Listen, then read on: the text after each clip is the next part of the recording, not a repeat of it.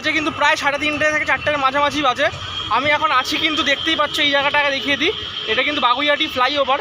আর আমরা কিন্তু এখন যাবো হচ্ছে এই চিনার পার্কের দিকে সোজা। তো কোথায় যাচ্ছি সেটা তো অলরেডি টাইটেল থাম্বনেল থেকে বুঝেই গেছো, অশ্বিনীনগর বন্ধুমহল ক্লাব, খুবই বড় ক্লাব, ফেমাস পুজো। আর তাদের কিন্তু এবছরের দুর্গাপুজোর শুভারম্ভ হতে চলেছে। অলরেডি প্রোগ্রাম শুরু হয়ে গেছে 4টে থেকে। এখন আমরা হেঁটে যেতে মানে কিছুটা তো শুরু হয়ে যাবে প্রোগ্রাম। তো চলো স্পটে গিয়ে তোমাদের সাথে দেখা হচ্ছে, তারপর তো খুঁটি পুজো দেখাবোই। বন্ধুরা তোমাদের যেমনটা বলেছিলাম স্পটে গিয়ে দেখা হচ্ছে, তেমনটাই কিন্তু আমি চলে এসেছি বাগুইহাটি অশ্বিনীনগর বন্ধুমহল ক্লাব, যেটা কিন্তু এখানকার ফেমাস খুব বড় পুজো। আর গত কয়েক বছরে তো খুব সুন্দর পুজো হয়েছিল। তো দেখতেই পাচ্ছ পেছনে কিন্তু মণ্ডপ করা হয়েছে ওখানে কিন্তু অ্যাকচুয়ালি খুঁটি পুজোর অনুষ্ঠানটা হচ্ছে। আর আমি কিন্তু যাব এখন ভেতরে। যেতে যেতে আমার চিরাচরিত যে ইন্ট্রো সেটাও দিয়ে নেওয়া যাক। Welcome to my new video, new blog. আর আমি বাদশা সৌরভ চলে এসেছি টাটকা ঝকঝকে আর দারুণ একটা ব্লগ নিয়ে। আর আমার ভিডিও দেখতে থাকো, কারণ এখানে অনেক মজা হয়, কারণ আমি ফেস্টিভ্যালে থাকি আর তোমাদেরকেও সব সময় ফেস্টিভ্যালে রাখার চেষ্টা করি। তো চলো এবার ভেতরে ঢোকা যাক, খুঁটি পুজোর অনুষ্ঠানটা দেখা যাক। আরও অনেক কিছু কিন্তু দেখানোর এখানে বাকি আছে, আর মেম্বারের সাথেও কথা বলবো। চলো।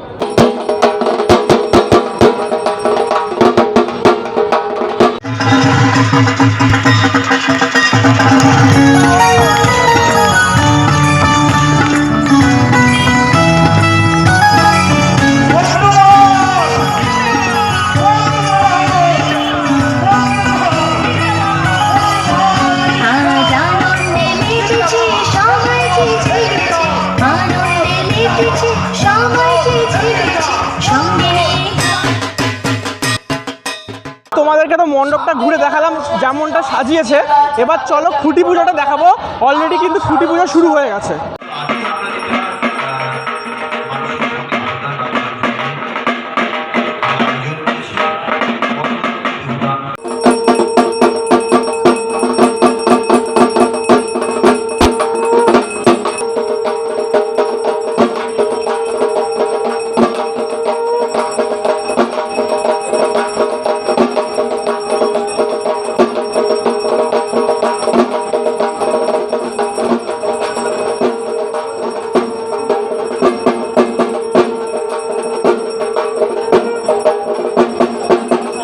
বন্ধুরা তোমাদেরকে তো খুঁটি পুজোটা দেখালাম, এবার কিন্তু যে পাশে দাঁড়িয়ে আছে সে কিন্তু এখানকার শিল্পী সম্রাট ভট্টাচার্য দাদা। তো কেমন আছো? ভালো আছো? কেমন লাগছে আগে বলো। আশা করি না, এর আমি গত বছরও পুজো করেছি, এরা এই মাপেরই পুজো করে।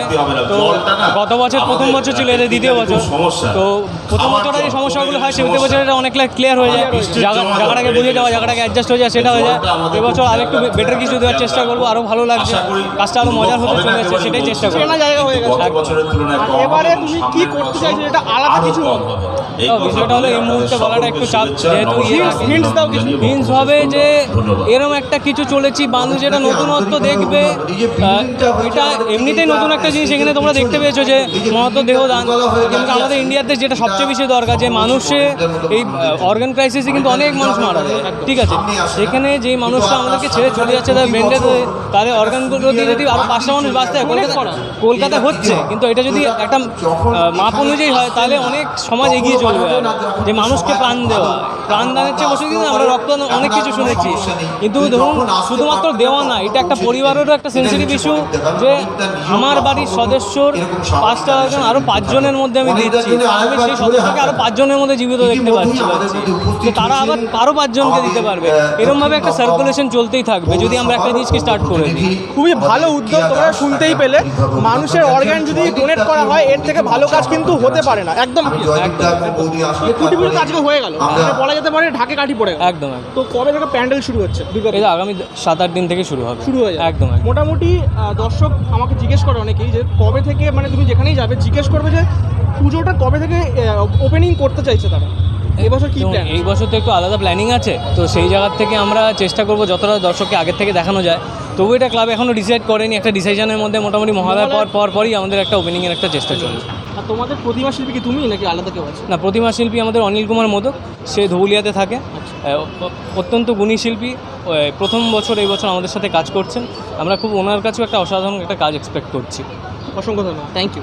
গাইস, অশ্বিনীনগর বন্ধুমহল ক্লাবে কিন্তু খুঁটি পুজো অলরেডি সম্পূর্ণ হয়ে গেছে, কিন্তু এখন কিন্তু স্টেজে শুনতেই পাচ্ছ ব্যাকগ্রাউন্ডে অনেকে বক্তৃতা রাখছে এবং সংবর্ধনা দেওয়া হচ্ছে। তো সেগুলো আর আলাদা করে দেখানোর কিছু নেই, প্রত্যেকটা পুজো মণ্ডপেই এগুলো হয়ে থাকে। তো চলো, আপাতত এই ভিডিওটা আশা করি খুব ভালো লেগেছে। তোমাদের ভালো লাগলে কী করতে হবে, লাইক, শেয়ার আর সাবস্ক্রাইব করতে হবে। আর মুখ চোখ একদম কালো হয়ে গেছে, কেননা সকাল থেকে কিন্তু প্রায় 6 থেকে 7টা খুঁটি পুজো কভার করতে হয়েছে, তাই অবস্থাটা এরকম বিধ্বস্ত হয়ে আছে। তো চলো এখন বিদায় নিচ্ছি, পরবর্তী ভিডিওতে দেখা হবে। পরবর্তী ভিডিও মানে খুঁটি পুজোর আপডেট, দুর্গা পুজোর ব্লগ। তো চলো, লাভ ইউ গাইস, টাটা।